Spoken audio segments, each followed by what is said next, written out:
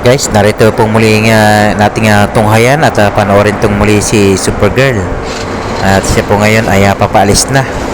At na-prepare na yung kanyang paninda, yung kanyang mga alaga ng mga bibi. Ay dadali na niya ng buhay sa market. O dati ay binibenta niya na luto na. Pero ngayon, mga buhay pa itong ibibenta niya ngayon sa palengke. So dito mayroon ng sasakyan na si ate na tricycle, three-wheel. Kita niyo naman yung daanan ng kanyang lugar, oh. Puro putik-putik. Pero yan, pagdating niya sa highway, maginawa na siya.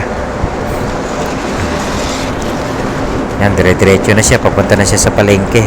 Gano'ng kalayo yan? Dati nilalakad lang yan ni Supergirl nung wala pa siyang sasakyan. So sa pagtsatsagaan niya, pagtitinda araw-araw, hanggang siya nakapag-ipon siya ng pambili niya ng sasakyan na yan. So laking ginhawa niya sa pangangalakal o paghahanap ng maibibenta niya kalakal. So ngayon, yung mga alaga naman niya ngayon ang ibibenta niya.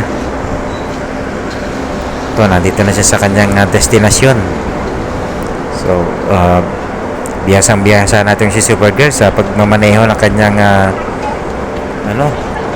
three-wheel tricycle.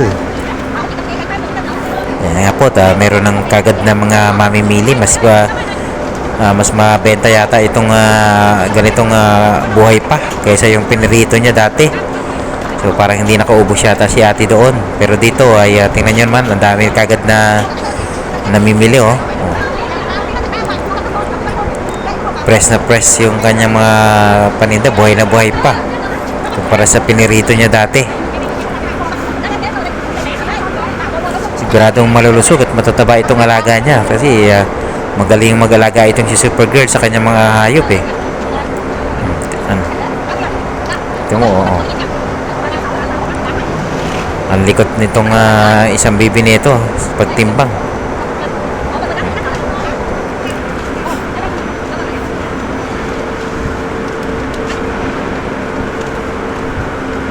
So dami na kagad kanya-kanya kuhanan sa plastic at pili sila ng kukuhanin nilang bibi.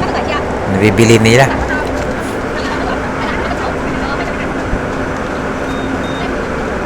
Tingnan nyo guys, pila-pila yung nagpapatimbang sa kanya, dami talagang mamimili,